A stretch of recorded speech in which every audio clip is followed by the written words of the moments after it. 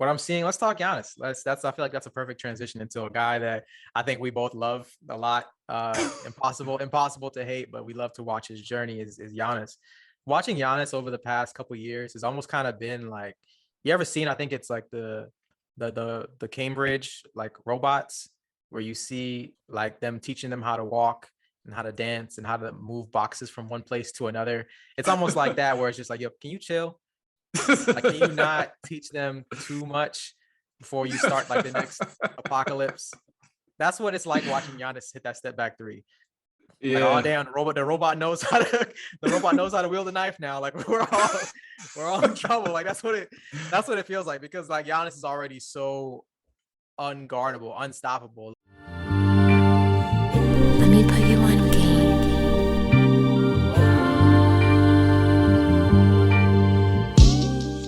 Watching Giannis, like when he was first coming up, before he was developing as a player, like I think he was putting up like 18, 19 points a game, but he was doing something every night that really just blew my mind. And like, it was something I had never seen before. Like, you're not supposed to be able to do that.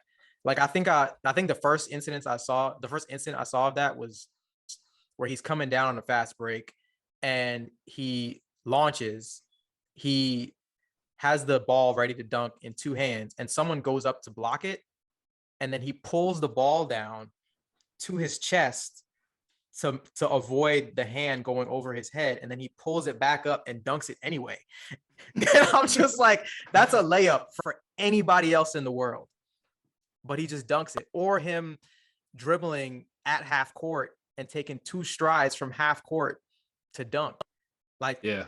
So from seeing him do stuff like that to seeing him in the finals last year put up 50 and 16 with 5 blocks in an elimination game, a game saving block, a game winning alley-oop, seeing him go like 15 for 17 from the line after being consistently berated by fans, and the countdowns during his free throw routines, and to just shake all of that off mentally, and just in the biggest moment where he had to have the biggest balls, like he just completely came through and just said, forget about all of that. I think Giannis has some of the, he has, I think, the most fortitude of any NBA star playing basketball today in terms of just his mentality. So like, I love watching that dude play. And I wanted to talk about him a little bit today because like, over his last 2 games, he's done something really amazing.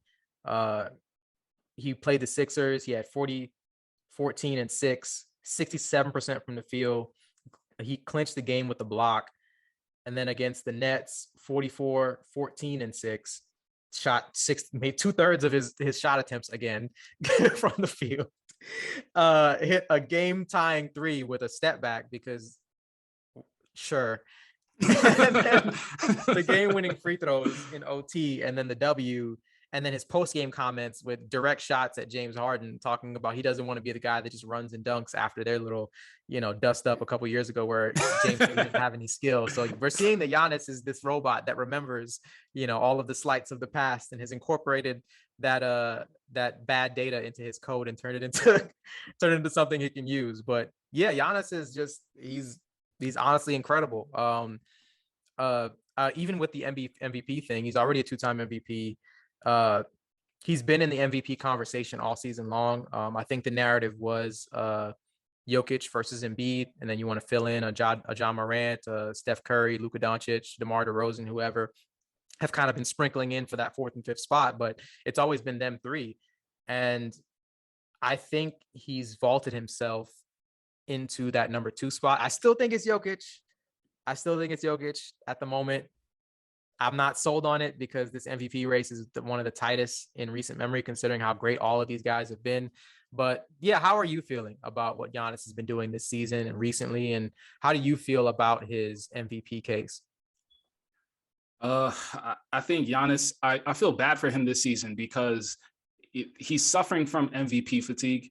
People don't want to see the same guy win it every year. We did that with Jordan in the 90s. We did that with LeBron in the 2010s. And now we're doing it with Giannis in the 2020s. And it's insane what he does, man. Like, he's literally a linchpin on defense and allows that team to do so much defensively.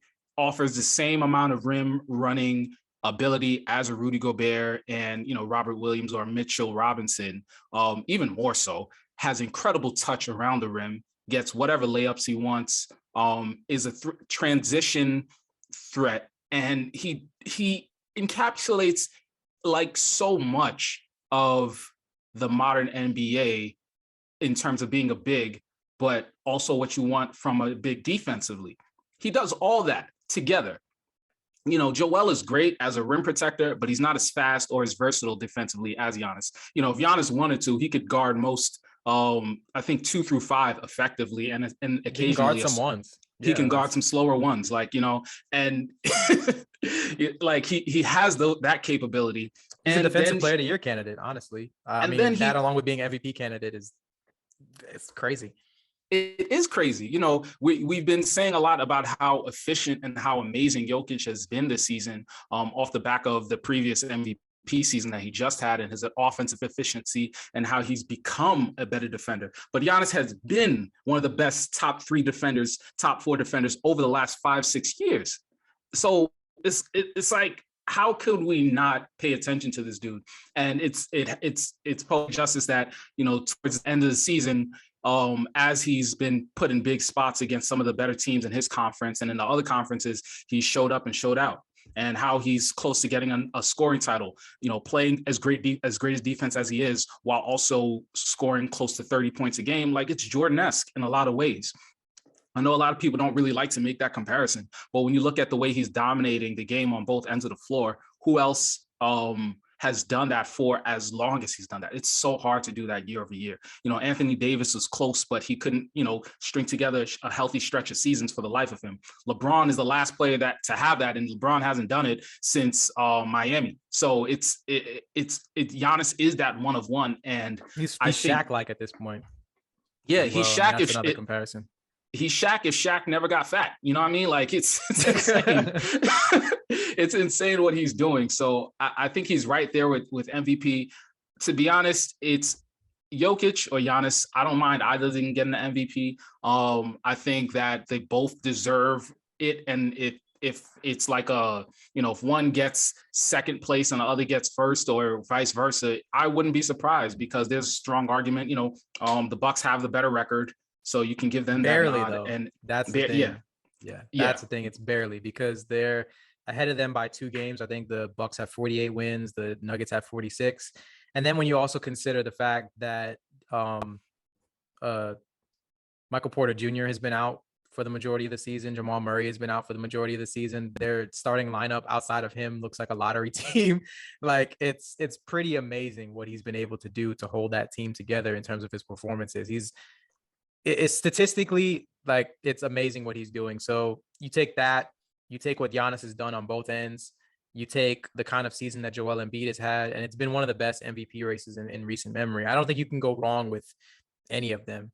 I would more so, like you said earlier, I would lean more towards Jokic with Giannis right behind, but I wouldn't bat an eye if somebody said they thought Giannis was MVP.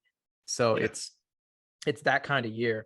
But we can zoom out a little bit and we can talk about the Bucks. They're an interesting team, of course, because they haven't necessarily been the juggernauts of past. They've kind of been mired in that muddled Eastern Conference race for first place. But what do you think about the Bucks? Do you think that they're the team to beat in the East right now, or league wide? I think yes, because I think they have the most question. I think that they're the team to beat in the East, and I think that they're the team to beat league wide. I think that the only team that I feel that they would have real problems with are the Suns and the Warriors. I feel like I would take the Bucks against any team in the East in a 7-game series.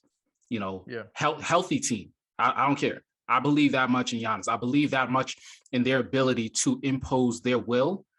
As long as they're healthy. I think Jrue Holiday is an underrated star that kind of folds sometimes, but other times he just steps up defensively and can do it as another two-way threat on the court. I think Chris Middleton is a great mid-range finisher for the team and shot maker in the fourth quarter. And I think that Giannis just does what he does on both ends of the floor to make up for it. You have the shooting with Portis and Grayson Allen, who are shooting the lights out this season, both of them.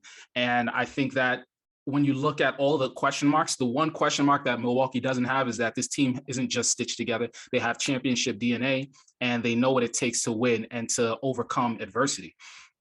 And I just don't see them. I could see them playing against Brooklyn in the first round with Simmons coming back, and I could see them beating Brooklyn.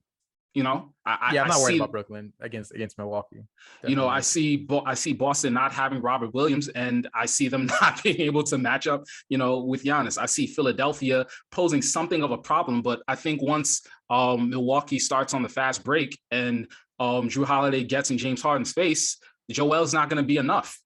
And then I look at Miami, who is the only team that I think has enough to throw at Milwaukee. At the same time, they haven't put together enough of a consistent stretch for me to really believe in them, and they got to prove it to me, you know? So I think that the Milwaukee, to me, is it's them. They're the team to beat in the East. And when it comes down to Phoenix, Golden State, and Memphis in the West, I think that Phoenix probably has the best chance of beating them this year as opposed to last year, especially if Phoenix continues to click on all these cylinders. Devin Booker continues to be a top 6 MVP candidate, and Chris Paul just by some miracle is able to put together a healthy NBA Finals. I think they have a chance, but still, you know, like if you're gonna say the best player in the league right now, and you said Giannis, there's an argument, and I think in 5 years we might be looking back and be like, how could we not say that Giannis is the best player in the league during the stretch? And I think that he'll be the determining factor because he'll fall on his sword before he lets another team take away his chance at being champion. So yeah, I hear you on some things, but I definitely have to disagree. I think it's Phoenix and everybody else. And I don't think it's close. I mean, they're the only team that's even close to 60 games. I know it's just a regular season, but I think they've been the most consistent team. Yeah, I just don't think that there's anyone that's going to beat them this postseason. I think it's Phoenix, or I think they're far and away the championship favorites. In the East, it's a little muddy, like we've said. I think that Milwaukee is it's a team with the least holes in the Eastern Conference right now, or the least doubts, because we talked about Philly earlier. There's a lot going on over there. Boston looked really good in the second half of the season, but they just lost a piece that is really important to what they do. So we don't have the sample size to see how they'll adjust because the playoffs are right around the corner. Miami, they're probably the next most stable. I don't want to make too much of the dust up between Spoelstra and Jimmy Butler. That could be something that's damaging, or that could just be Tuesday for them. So we'll have to see what happens. But their play over the last couple games hasn't really been that great. It could just be because they're winding down to the end of the regular season and no one cares. But I mean, who knows? But yeah, out of that group, I would pick Milwaukee. I think I would pick Milwaukee and Phoenix again for the finals. But yeah, I would still take Phoenix based on how well they've played. I think they probably took their lumps last year. And I think that they're going to step into the postseason with a renewed mindset and learning from their mistakes. So I would take Phoenix. Yeah, I respect it. You know what I think? And one thing that I'm looking at that I think is really underrated, Giannis is only averaging 32.9 minutes a game. Yeah. Drew Holiday is leading the team in minutes at 33.4. So Budenholzer, to his credit, has really worked well with this rotation. Bobby Portis gets a lot of minutes. Grayson Allen gets a lot of minutes. Drew, Portis, Allen, Covington, Connaughton, they're all shooting close to 40% or around 40%. So they, like you said, they have the least holes. And to be honest, I'm surprised that their record is as bad as it's been. And I'm going to be interested to see how they actually do in playoffs. But I think they've been pacing themselves essentially, and they've been okay with Giannis taking, breaks here and there. He's played 63 games, so he's missed a decent amount of time. But I think that they're like, hey, we will coast through the regular season. Them coasting through the regular season, they're right there to get the number 1 seed. They can still get the number 1 seed, and I think that they're poised to do some damage. So it will get interesting come June. I promise you that. And if it's Phoenix and Milwaukee, I don't know. Right now, I gotta say Milwaukee in a 7-game series. All right. Well, we should jot it down. We'll remember. We'll probably do playoff predictions when the regular season wraps. So we'll revisit this conversation. But it's definitely interesting that you're leaning that way. You're going against the grain. But yeah. You could be right because Giannis is not someone that I'm in the business of betting against.